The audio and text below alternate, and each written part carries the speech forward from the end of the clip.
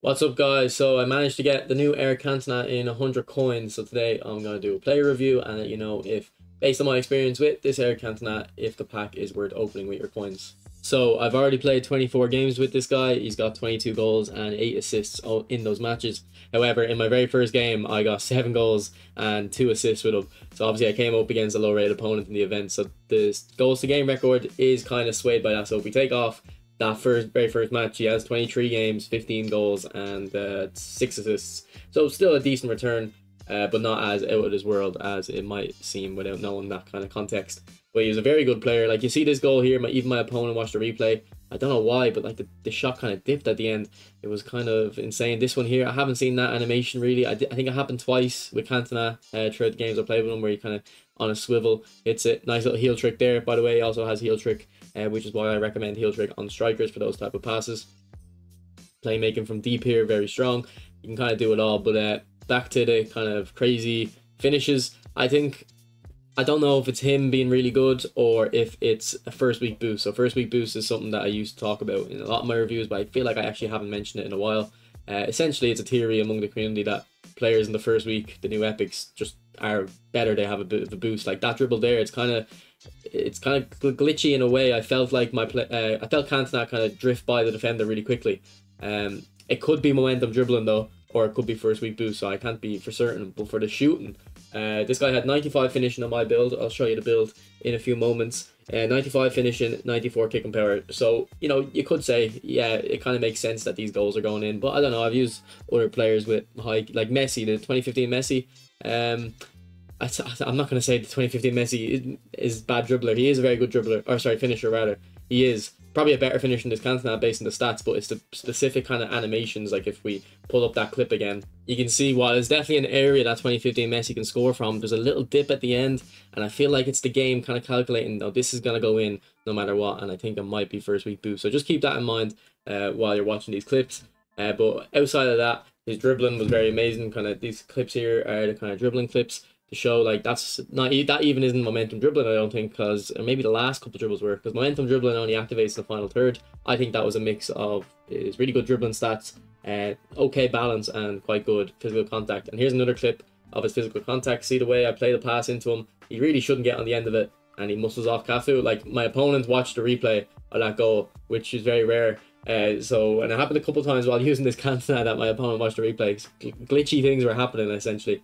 Here's just an example of him holding off defenders very well. He definitely suits him in the playmaker, or sorry, deep line forward playstyle, that playmaker, because if he gets under pressure, he can hold off the defenders. Here's another example though of why I don't think that's necessarily a major strength of like the card, because sometimes, well, here, yeah, you can hold them off and get free. I don't know if it's a glitch in the game or if it's intended from Konami, but when you get into these physical engagements, you can't do any further inputs. You're locked into the engagement, and it can result in you losing the ball quite often.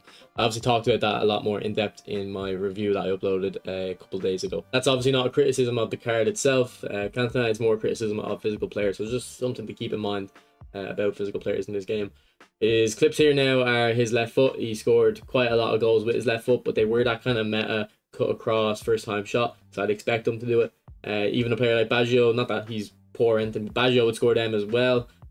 So Cantona essentially is kind of performing in line with his stats there. These two clips are him winning the ball back high up the pitch, and that's because of his high aggression, I think. Now maybe that one was, he was just in the place there. But I actually am surprised about the high aggression. I usually really like that on my strikers. Because I like winning the ball high up the pitch, but I didn't really notice Cantona doing it too often, actually. Now, I didn't put track back on him, which is like another kind of thing it didn't jump out to me to put track back on him. Usually I would recommend it on a forward with this high aggression, but I didn't do it. So here is one of the builds I've done. So I tried out two builds, one with 80 physical contact and one without. So this is the 80 physical contact build. The one I started off with though had the points taken out of aerial and put into dribbling, and the reason for that is because you get to 95 type possession then.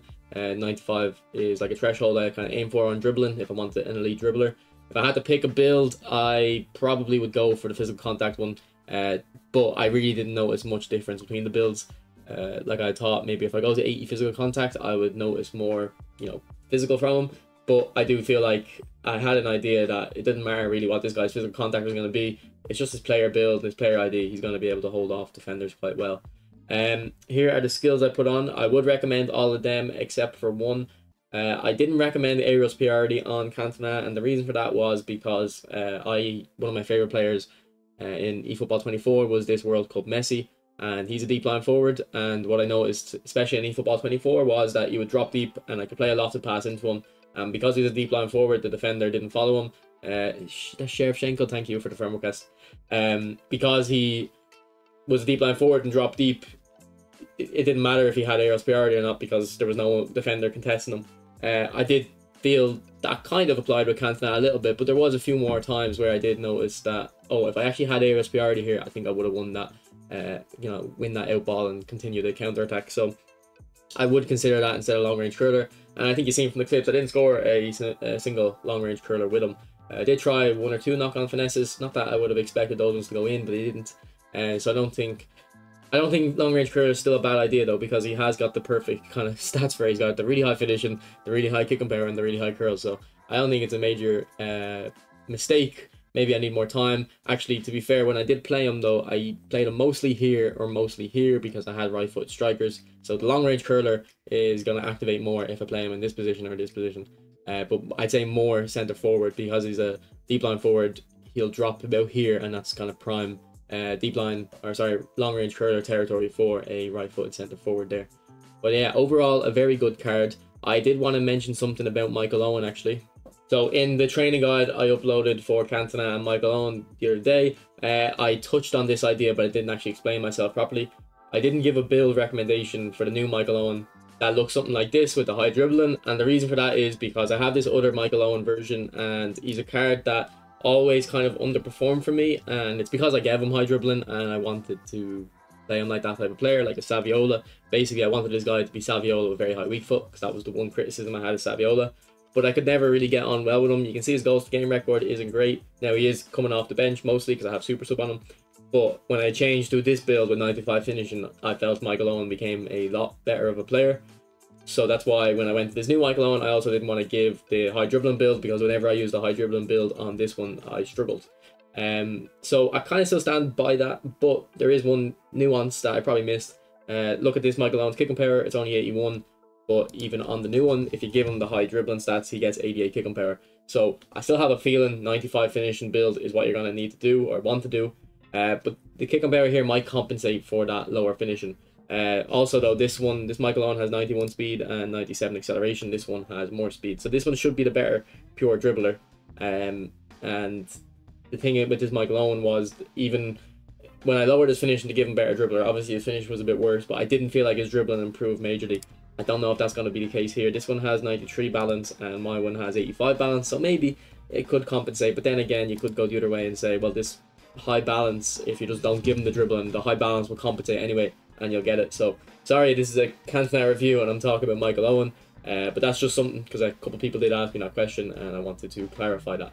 So my thoughts on this pack after using Cantona: I think he was a quite good player, so I think it's a good pack, because I also think this Michael Owen might be the better or the best version of Michael Owen, because it has the higher kicking power. Now it does have lower offensive awareness, so keep that in mind, but I think the kicking power will compensate for that lower offensive awareness. If you have other versions of Eric Cantona and Michael Owen, I think you'd be best advised just to keep your coins and not upgrade, wait for another version to come out maybe a year from now.